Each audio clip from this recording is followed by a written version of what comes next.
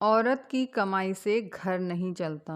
पसीने से भीगी हुई प्राची ने जैसे ही घर में कदम रखा तो पूरा घर अस्त व्यस्त पड़ा था। दोनों बच्चे चिप्स और बिस्किट का पैकेट हाथ में लिए पापा सार्थक के साथ टीवी में फिल्म देखने में व्यस्त थे। प्राची ने आते ही टीवी का रिमोट लेकर टीवी ऑफ किया तो सार्थक जोर से चिल्लाया, पागल हो गई हो क्या? फिल्म का क्लाइमैक्स चल रहा था और तुमने टीवी बंद कर दिया। पापा को इस तरह चिल्लाते देखकर दोनों बच्चे प्राची के पीछे छिप गए। सार्थक, आज तुम्हारे ऑफिस में हाफ डे था ना? तुम तो जल्दी घर आ गए थे, फिर भी तुमने बच्चों के लिए खाने को कुछ नहीं बनाया। बेचारे खाने के टाइम पर जंक फूड खा रहे हैं और अपनी भूख मिटा रहे हैं। प्राची सार्थक पर बरस पड़ी। सार्थक भी कहाँ चुप रहने वाला था। उसने भी वह कह डाला जो वह हमेशा कहता था, तुम नौकरी करती हो अपनी मर्जी से, तुम घर से बाहर जाती हो अपनी मर्जी से। मैं कोई तुम्हारा नौकर नहीं हूँ जो किचन में जाकर रोटियां पकाऊं। यह सब काम औरतों के हैं। ऑफिस जाती हो तो कोई एहसान नहीं करती मुझ पर। तुम्हें ही शौक है ना घर से बाहर जाकर मौज मस्ती करने का। बच्चे जाएं भाड़ में। सार्थक की बातें सुनकर प्राची मानो जड़वत सी हो गई। यह पहली बार नहीं था। सार्थक हमेशा प्राची को ऐसे ही जलील करता। खुद घर के किसी काम को हाथ तक नहीं लगाता था। सारा काम बस प्राची के जिम्मे था और उस पर सार्थक का ऐसा व्यवहार उसे अंदर तक तोड़कर रख देता था। राशि कपड़े बदलकर किचन में गई और गैस पर दाल चावल चढ़ा दिया। थोड़ी ही देर में उसने दाल चावल परोसकर बच्चों को खिला पिलाकर उन्हें कमरे में सोने भेज दिया और खुद सार्थक के लिए दाल चावल थाली में लगाकर उसके सामने रख दिया। थाली में दाल चावल देखकर सार्थक बरस पड़ा। यह क्या, आज रोटी नहीं बनाई? तुम्हें पता है ना मुझे रोटी के बिना नींद नहीं आती। आज बहुत थक गई थी। सुबह जल्दी में आटा मलना भूल गई। अब हिम्मत नहीं हो रही है। आज दाल चावल ही खा लो। प्राची ने सार्थक से कहा।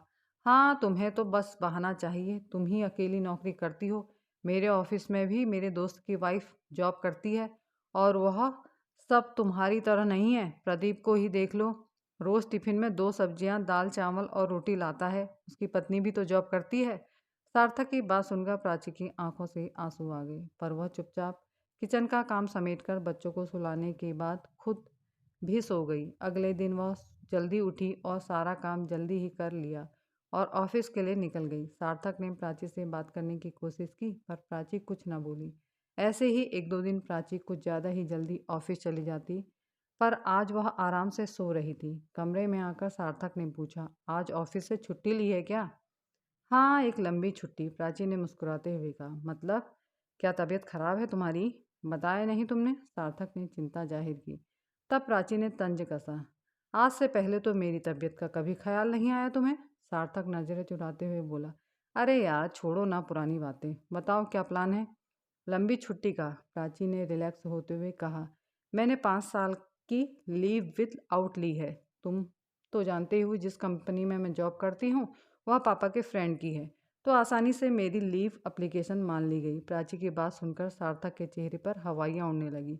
यह क्या मजाक है? प्राची, 5 साल की छुट्टी? तुम पागल हो गई हो क्या? तुम्हें पता नहीं अभी हमारे फ्लैट और कार की ईएमआई चल रही है और बच्चों की फीस, वह भी तो कितनी महंगी है। कैसे अकेले मेरी सैलरी से मैनेज होगा सब?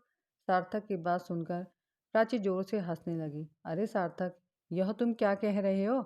तुम ही तो कहते हो कि मेरी सैलरी से कौन सा घर चलता है। मैं तो बस अपने शौक पूरे करने ऑफिस जाती हूँ। और हाँ, अब 5 साल में ज़रूर अपने शौक पूरे करूँगी। राशि ने गहरी सुकून की सांस लेते हुए किचन की ओर चल दी, पर सार्थक के माथे पर चिंता की गहरी लकीर साफ नजर आ रही थी। दोस्तों, ज़्यादातर पति जॉब करने वाली पत्नियों को यही कहते हैं कि तुम्हारी सैलरी से घर नहीं चलता, पर शायद उनको यह एहसास नहीं होता कि एक औरत जब नौकरी करती है तो वह घर और बाहर दोनों की जिम्मेदारी सिर्फ अपने परिवार की ज़रूरतों को पूरा करने के लिए ही निभाती है। वह भी सम्मान की उतनी ही हकदार है जितना कि एक पुरुष। कहानी देखने व सुनने के लिए आप सभी का बहुत बहुत धन्यवाद। अगर आपको मेरे द्वारा सुनाई गई कहानी पसंद आ रही है तो प्लीज़ मेरे चैनल को सब्सक्राइब करें, लाइक करें।